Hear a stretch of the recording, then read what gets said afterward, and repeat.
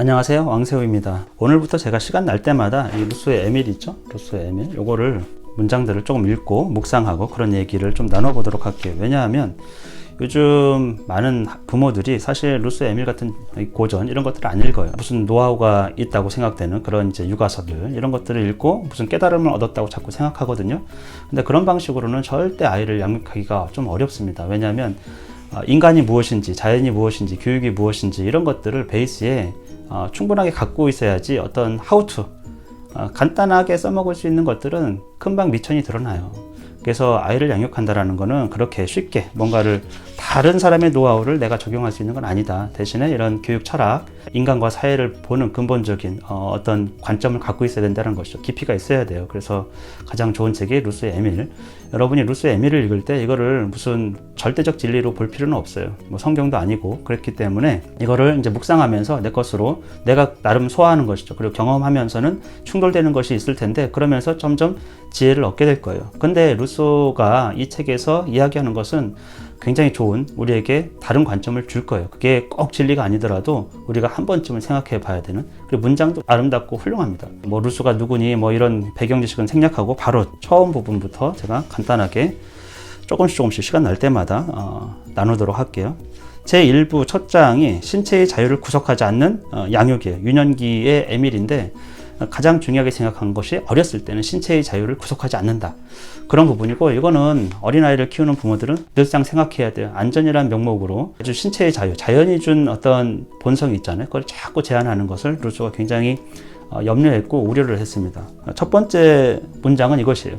모든 것은 창조자의 수중에 있을 때에는 선한데 인간이 수중에서 모두 타락한다. 이것이 루소가 보는 인간에 대한 기본적 관념이고, 이것이 사회를 보는 루소의 아주 베이스에 있는 기초 개념이에요. 그러니까 인간은 태어날 때, 그러니까 창조주의 작품이지 않습니까? 그렇기 때문에 선하다라는 거예요. 그 수중에 있을 때는. 근데 이게 사회로 이제 인간이 태어나가지고 인간에 의해서 양육되면서 인간은 손을 타면서 타락한다라는 거예요. 자연 만물은 그대로 있으면은 타락하지 않는데 이게 인간의 손을 타서 왜곡되기 시작하는 것이죠. 나무를 이제 가지치기를 하고 막 꺾고 하여튼 그래가지고 분재를 만들고 이런 것들이 인간의 욕망이 튀어대면서 자연물이 훼손되는 건데, 루소는 이제 사실 인간이 왜 자연물을 그렇게 자기 마음대로 자기가 추구하는 바대로 이렇게 조작하고 왜곡하는가? 그거는 자기 욕심 때문에 그렇지 않겠어요?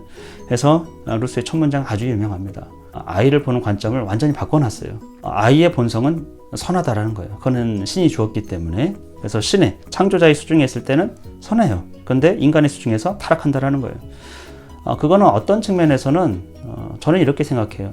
우리가 선과 악을 구별하는 것이 사실은 아주 본질적인 또는 절대 진리가 있는 거라고 생각하지만 사실은 그렇지가 않아요. 이게 사회적 산물이거든요. 그 옳고 그름을 판단하는 것은 사실은 우리가 주서들은 또는 사회적으로부터 그냥 습득된 그런 습관이라든지 관습이라든지 제도라든지 이런 거를 토대로 판단을 하는 거예요. 예를 들면 아이가 뛰어다니는 것이 좋은가 안 좋은가, 사실 들판에서 뛰어다니는 거 괜찮지 않습니까? 본성이에요. 그냥 가만히 있지 않으려고 하는 거. 근데 교실에서 뛰어다니는 건 안 되죠. 왜 안 되죠? 그런 교육 체계, 교실 체계, 하여튼 그러니까 사회를 이루면서 만들어진 어떤 규칙들이 아이들의 이제 본성을 억압하는 것이죠. 옳고 그름이 그런 방식으로 주어지는 거예요. 인간의 본성은 그것이 악하지 않다라는 거예요. 아이가 복도에서 뛰어다녀, 그것을 악하게 볼 것인가? 그렇지 않죠. 사실은 선한 것이죠. 근데 왜 악하게 보는가? 그거는 우리가 사회로부터 주입받은 그 도덕 틀 안에서 그 행동을 규정하기 때문에 그래요. 그래서 그거를 좀 구별할 수 있어야겠죠. 인간은 어떤 땅에서 나는 산물을 다른 땅에서 기르도록 강요하며 어떤 나무의 과일을 다른 나무에게 맺으라고 강요한다. 그러니까 인간이 자연물을 이제 조작을 하는 것이죠. 자기의 이제 욕구를 채우기 위해서. 그래서 원래 그 토착 식물이 있지 않습니까? 그거를 다른 땅에다 길러요. 그렇죠? 이식을 시켜가지고. 그래서 이제 이식을 시키는 이유는 아무 쓸모도 없는 것을 갖다 놓는 게 아니고 자기의 쓸모를 위해서, 자기 필요를 위해서 갖다 놓는 것이지만 그 식물 자체에게는 물어보지 않죠. 식물의 욕구는 아니란 말이에요. 식물에게 준 자연, 그 신이 준 그런 욕망과 또 생존, 그런 것과는 전혀 상관없이 인간의 욕구에 의해서 그렇게 옮겨 심는 것이고, 또 가지치기를 하고 젖붙이기를 하지 않습니까? 예를 들면 찔레나무에다가 젖붙여가지고 장미를 꽂아 놓는 것이죠. 그러면 찔레는 자기 생존, 자기 자손을 번식시키는 게 아니고 밑에서 뿌리에서 양분을 흡수해 가지고 그 줄기 위에로는 사실은 뭐가 있습니까?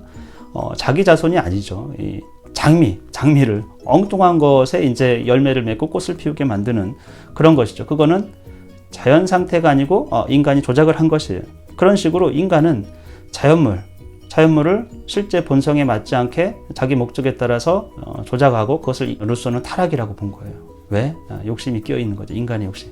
그와 마찬가지로 자녀를 교육할 때 또는 학생을 교육할 때도 이 인간의 의도와 목적 이런 것들을 가지고 아이를 양육하지 않습니까? 교육하지 않습니까? 벌써 그러면서 타락한다라는 거예요. 신의 마음하고 인간의 마음은 완전히 다른 거죠. 어떤 나무의 과일을 다른 나무에게 맺으라고 강요한다는 거죠. 강요한다. 인간은 또 기후와 자연 조건과 계절에게 혼란을 주며 개와 말과 노예를 불구로 만든다. 자기 욕망을 위해서 뭐 예를 들면 돼지에 이제 그거를 이제 거세를 하지 않습니까? 그래야 육질이 좀 부드럽고 이런다고 해가지고 뭐 그런 것들이 굉장히 많고 동물을 기르면서도 애완동물 위해서 뭐 여러 가지 시술을 한다든지 이런 것들도 많죠. 자기의 욕구를 위해서 불구로 만들고 있다, 인간은. 그래서 인간은 모든 것을 뒤죽박죽으로 만들고 보기 흉하게 만들며 기형과 괴물을 좋아한다. 자연 상태 그대로 있는 것을 좋아하지 않는다라는 거예요. 모든 인공적인 것을 만들고 그것에 이제 만족감을 느끼죠. 사실 창세기에 보면 신은 많은 것들을 다 만들고 보기 좋았다 이렇게 돼 있어요. 창조의 사실은 창조의 기쁨일 수도 있는데 그거 인간도 마찬가지로 자연물 창조주가 만든 것을 자기 멋대로 이제 조작하면서 보기에 좋았다 이렇게 생각하는 것이죠. 그래서 인간이 만든 것은 늘 자연 상태하고 좀 괴리가 있고 기형, 괴물 이런 것들이라는 거예요. 흉하게 만들어진 거. 그래서 뭐 들판에 핀 꽃을 보면은 잡초라고 생각하면 그 잡초도 아름다움이 있는데 그런 것들은 다 무용한 것이죠. 인간의 눈에. 왜? 사실 옛날에는 그렇지 않았을 거예요. 그게 이제 작물을 기르면서 잡초는 안 좋은 거, 또 우리 작물은 좋은 거 이런 식으로 이제 구별하기 시작하는 것은 다 인간의 욕망 또는 욕구, 필요 이런 것들에 의해서 가치 판단이 그런 방식으로 세대를 거쳐가지고 이루어진 것이지 본래적인 선악의 개념은 그렇지 않다라는 것이죠. 그들은 인간은 무엇 하나 자연이 만든 상태 그대로 남아있는 것을 좋아하지 않는다. 심지어는 인간에 대해서도 자연물 그대로 있는 것을 좋아하지 않아. 아이가 뛰는 거 싫어하고 아이가 웃는 거, 깔깔거리는 거, 질문하는 거 수도 없이 질문하지 않습니까? 그거는 본성이 준 거거든요. 자연이 준 거예요. 이 세상을 이해하기 위해서 그거 싫어해요. 오지마 더 물어보지 마 이런 식으로. 그러니까 좋지 않게 보는 거예요.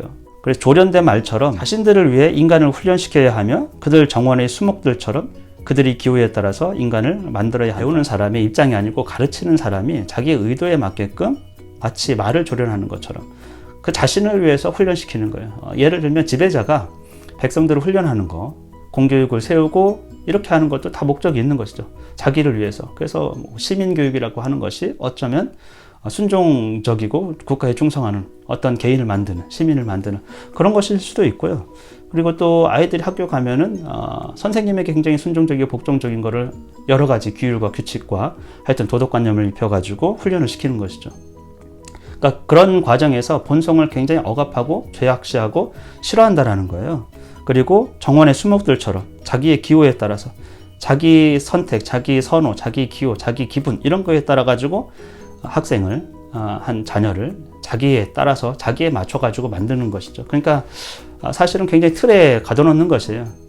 그 틀은 사회가 주는 것일 수도 있고 그 틀은 교육자가 주는 것일 수도 있고 근데 인간의 본성을 악하게 보고 오히려 사회 제도에 그거를 순종시켜야 된다고 이렇게 보는 건데 당시에는 이게요, 루소의 얘기는 굉장히 혁신적인 얘기였어요. 왜냐하면 어린아이를 때려서라도 훈육을 시켜서 사회 제도에 맞는, 사회에 적응할 수 있는 그런 인간을 만들어야 된다고 생각했는데 루소는 사회 자체의 틀이라든지 이것이 본성을 억압하면서 오히려 타락을 시킨다고 본 것이거든요. 그러니까 패러다임을 완전히 바꾼 거예요.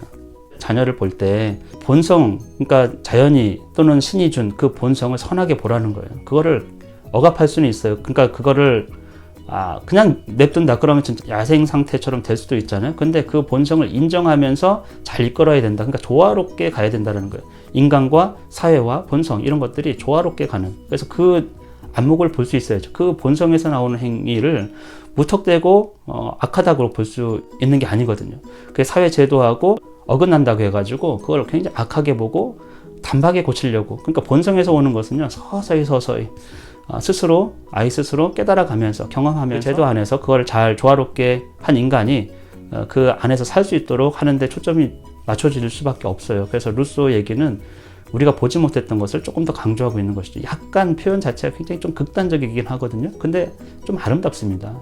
비유와 상징과 이런 것들이. 첫 번째 문장과 그 다음에 첫 번째 문단, 요 얘기를 좀 나눴는데, 사실 고전이라는 건요, 굉장히 생각할 거리가 굉장히 많아요. 한 문장 한 문장 자체. 이제 시간 날 때마다 루소의 에밀을 조금씩 찍을 건데, 여러분도 책을 구비하시고 이 책의 내용을 조금 보고 묵상하고 이런 용도로 쓰면은, 아이가 어리다 그럴수록 더 좋을 것 같아요. 그러면은 다른 관점을 보면서 지금 세상이 주어지는 아이를 어떻게 키워야 된다라는 것을 좀 뛰어넘어 가지고 본질 교육의 어떤 가치관 그런 것들을 갖춰가면서 아이를 양육할 수 있지 않을까, 이런 기대를 가지고 이제 이 유튜브를 찍게 되었습니다. 들어주시느라고 너무 감사하고요. 다음 시간에 뵐게요. 안녕.